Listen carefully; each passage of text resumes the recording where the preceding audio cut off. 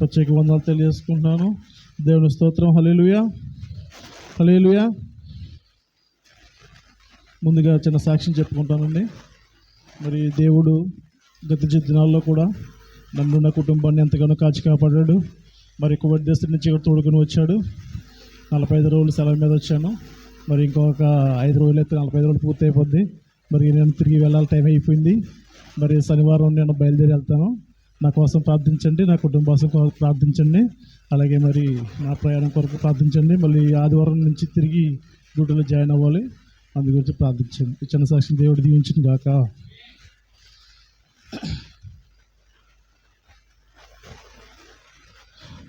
మెసేజ్లోకి వెళ్దాం. క్రైస్తవులు అనబడే మనము మరి క్రైస్తవులుగా ఉంటున్నామా?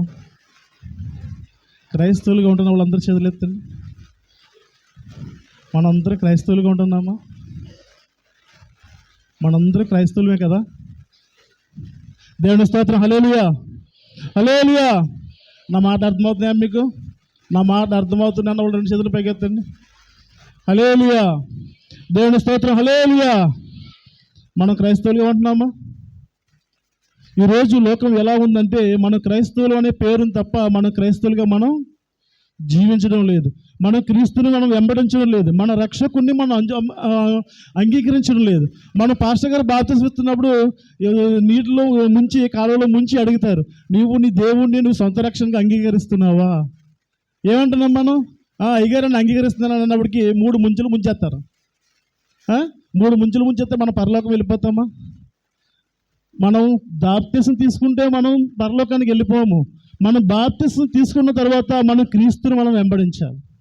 మన లోక రక్షకుని మనం వెంబడించాలి. దేవునికి స్తోత్రం. హల్లెలూయా, హల్లెలూయా. అయితే మనం దేవుని వెంబడించాలంటే మనం ఎలా ఉండాలని చెప్తాను. అపోస్తలుడైన పౌలు గారు రాసిన హెబ్రీయులకు పత్రిక 12వ అధ్యాయం 2వ వచనం. హెబ్రీయులకు రాసిన పత్రిక 12వ అధ్యాయం 2వ వచనం. కాబట్టి అమ్మా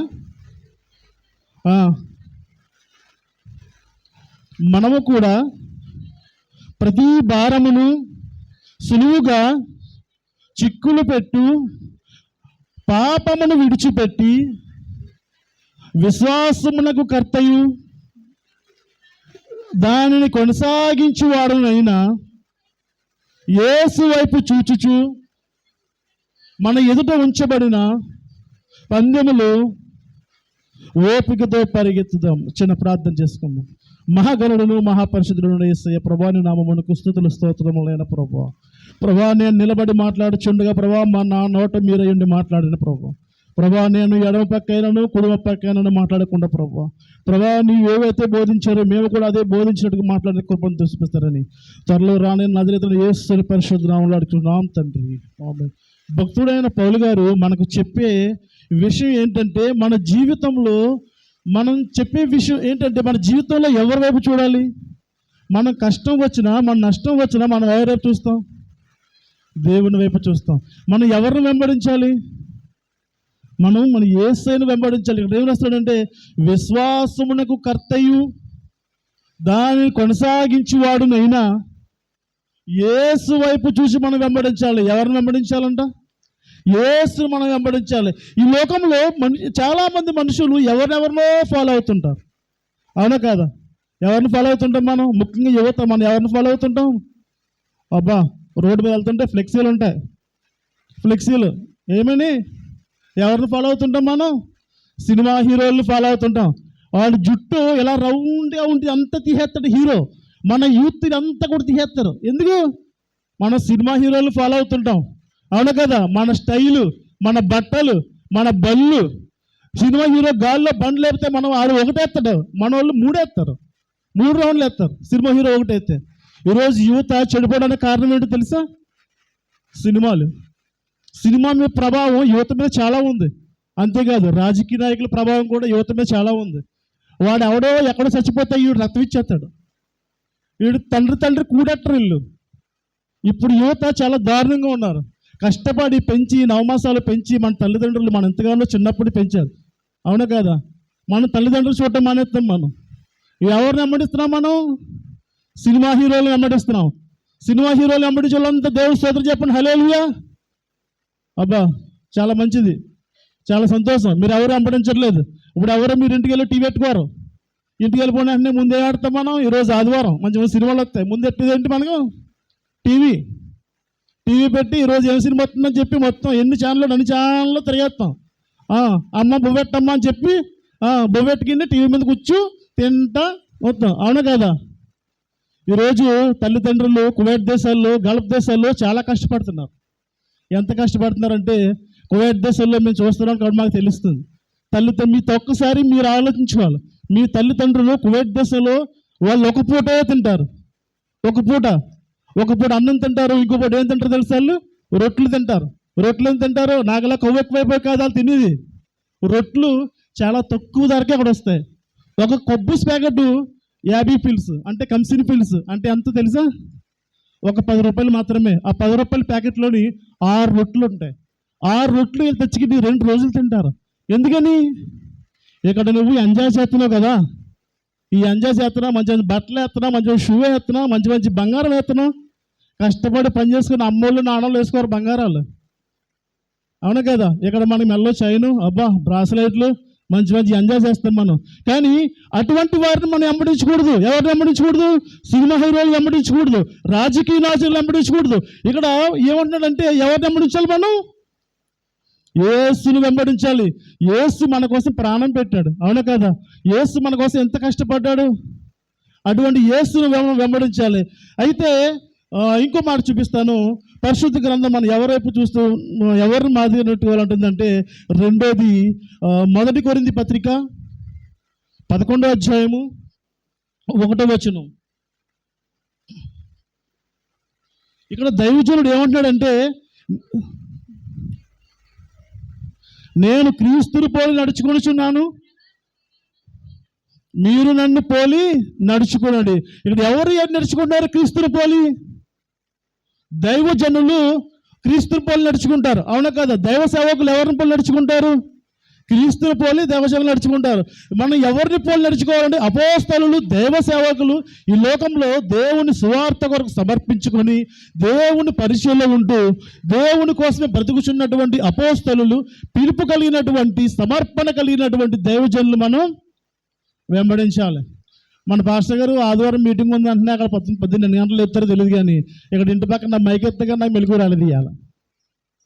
పాస్టర్ గారు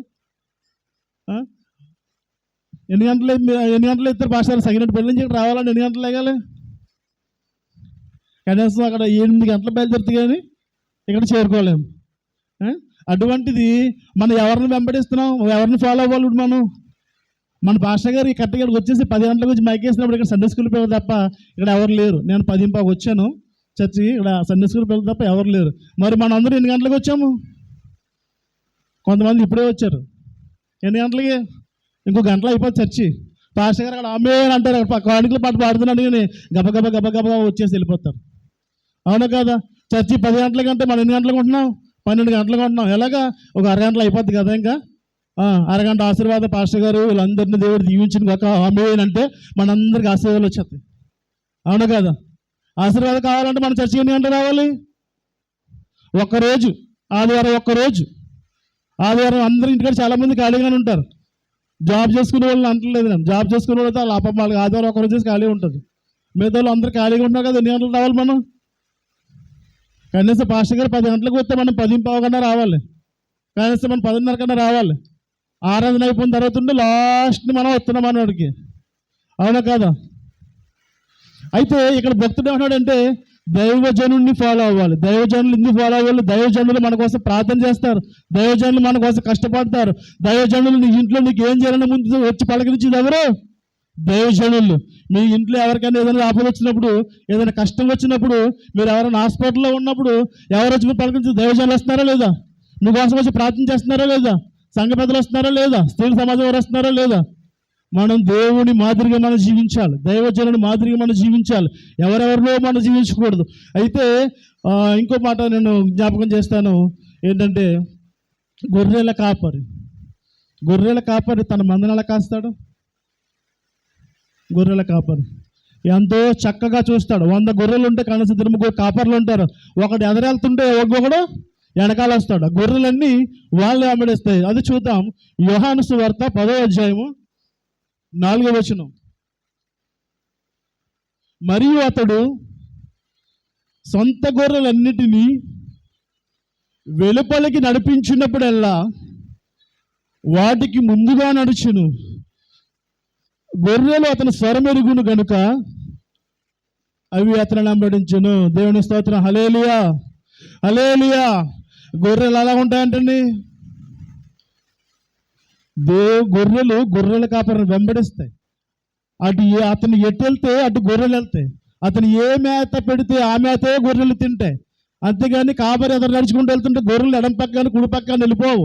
రోడ్డు మీద మీరు గొర్రెలు ఎప్పుడైనా చూస్తూ ఉంటారు. రోడ్డు మీద వెళ్తూ ఉంటాయి. కింద ఉంచుకుంటా కాపరి పిలిస్తేనే వెళ్తాయి. కాపరి ఎవడైనా కనిపించి కాపరి మాట్లాడుతుంటే అవి కూడా ఆగితాయి. అవును కదా? మనం గొర్రెల వల్లే మనం ఉండాలి. ఎవడో పనికి వాళ్ళు ఇప్పుడు మనల్ని క్రైస్తవులు అన్న వాళ్ళు మీరు గొర్రెలు అంటే ఇప్పుడు మనం చాలామంది సోషల్ మీడియాలో యూట్యూబ్లో ఇదే చర్చ జరుగుతుంది. క్రైస్తవులు మీరు గొర్రెలు అంటుంటే మన వాళ్ళు అంత కోపాలు వచ్చేస్తున్నాయి. అప్పుడు మనల్ని ఇప్పుడే కాదు, దేవుడు మనల్ని ఎప్పుడో పోల్చాడు గొర్రెలతోటి. ఎందుకంటే గొర్రెలు చాలా సాత్వికంగా ఉంటాయి, చాలా మంచిగా ఉంటాయి. అవును కదా? అందుని చెప్పి మనం ఎవరో మనసు గొర్రెలన్నా కూడా మనం బాధపడక్కర్లేదు. ఎందుకంటే మన గొర్రెలమే, మనం బాధపడక్కర్లేదు ఎవడో గొర్రెలతో పోల్చారని చెప్పి. దేవుని స్తోత్రం. హల్లెలూయా. మంచి కాపరి ఎలా ఉంటాడు? గొర్రెల మందను కాస్తూ ఉంటాడు. ఇక్కడ గల్ఫ్ దేశాల్లో ఎడారి ప్రాంతాలు ఉంటాయి. ఎడారి ప్రాంతంలో నేను ముందు గొర్రెలు కాస్తూనే ఉన్నాయి. కువైట్కి వెళ్ళిన ఫస్ట్ 3 నెలలు నేను గొర్రెలు కాసాను. ఫస్ట్ ఎప్పుడు 2011, 12 టైంలో. అయితే అక్కడ గొర్రెల్ని పొద్దున్నే బయటికి తీసుకెళ్ళి ఒక ఇలా రౌండ్గా తిప్పితే గొర్రెలు వెనకాలే వచ్చి నీట్గా అలా తిప్పుకుంటా మళ్ళీ సాయంత్రం వచ్చినప్పటికి వాటిని లోపల తీసుకొచ్చేవాళ్ళు. వాటికి ఏంటంటే మేత గోధుమలు పెడితే తిని లేత లేదు. ఇక్కడ గొర్రెలు కాపరి. మన కాపరి ఇక్కడ ఎవరు? మన కాపరి ఎవరు? మన పాస్టర్ గారు ఎలా చెప్తే మనం అలా నడుచుకోవాలి. అవునా కదా? మన పాస్టర్ గారు ఏం చెప్తే మనం అది వినాలి. അതിని బట్టి ఒక మంచి పాట కూడా ఉంటుంది. ఏం పాట అంటే అది లేటెస్ట్ వచ్చింది కదా పాట. ఒక పాట ఉంటుంది ఏంటంటే, నా కాపరివైనందునా నెమ్మదిగానున్నది, నా సంపదవైనందునా నాకు సమృద్ధిగా ఉన్నది, నా కాపరివైనందునా నాకు ధైర్యముగా ఉన్నది, నా సంపదవైనందునా నాకు సమృద్ధిగా ఉన్నది, నిరీక్షణవైనందునా నాకు నెమ్మదిగా ఉన్నది, నిరీక్షణవైనందునా నాకు నెమ్మదిగా ఉన్నది, నా కాపరివైనందునా నాకు ధైర్యముగా ఉన్నది, నా సంపదవైనందునా నాకు సమృద్ధిగా ఉన్నది. హల్లెలూయా. ఇక్కడ కాపరికి ఉన్నటువంటి దేవుడు మన కాపరి కనుక మనకి ఏ సంపద ఉన్నా కానీ మనకు భయం లేదు. అయితే ఇంకో వచనం చూపిస్తాను. ఏంటంటే మొదట హెబ్రీయులకు రాసిన పత్రికలో దేవుడు ఏమన్నాడు తెలుసా? ఫస్ట్ అదేంటి? మనం ఎవరి వైపు చూడాలి? యేసయ్య వైపు చూడాలి. రెండోది దైవజనుల వైపు చూడాలి. మూడోది ఎలా ఉండాలి? కాపరి వైపు మనం చూడాలి. నాలుగోది ఇంకో వచనం చూపిస్తాను. ఆదికాండము 13వ అధ్యాయము 5, 6 వచనాలు.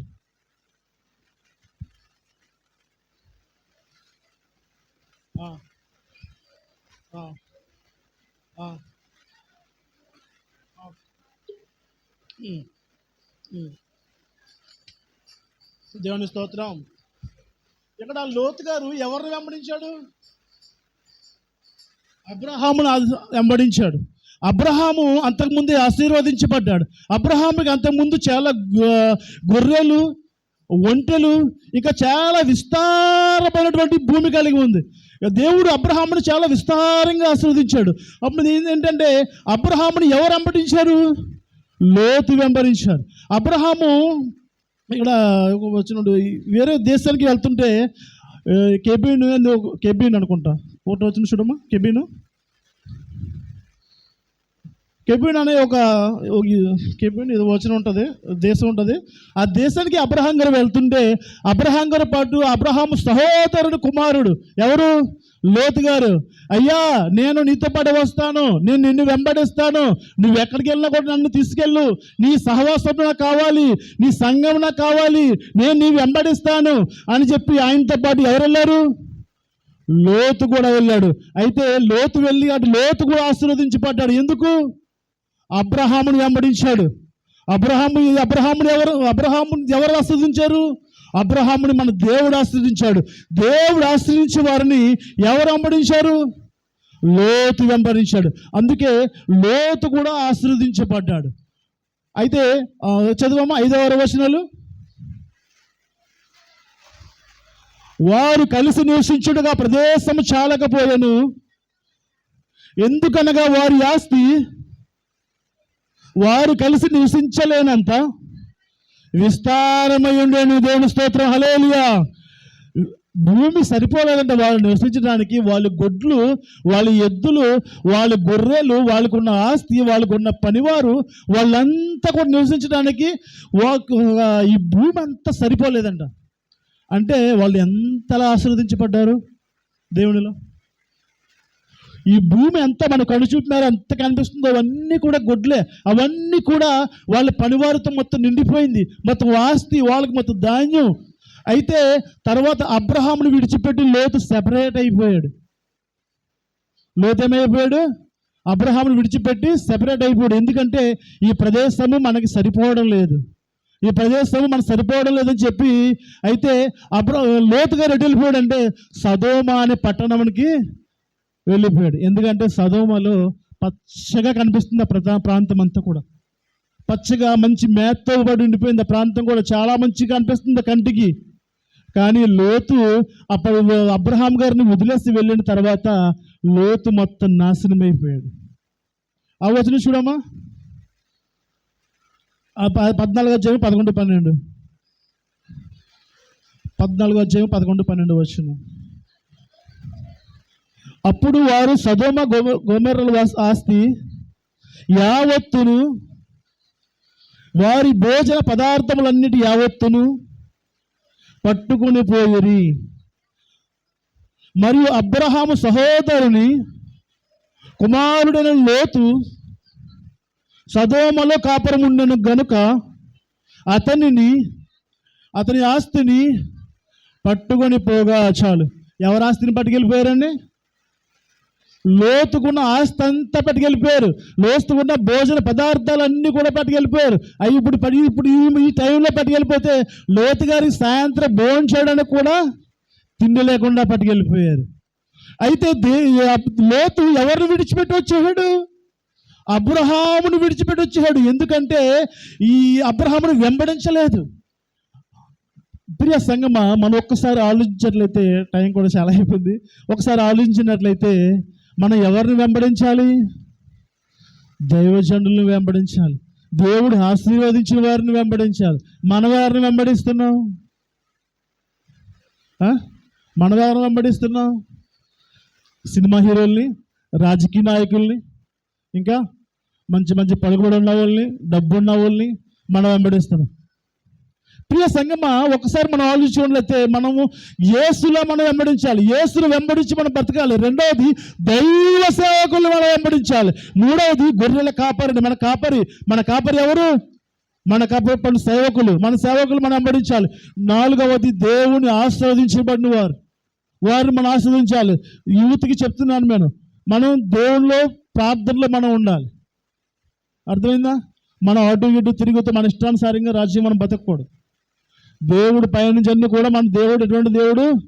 చూచుచున్న దేవుడు. ఇట్టి కృప దేవుడు మనకును మన కుటుంబం పైన ఉంచునుగాక. ఆమేన్.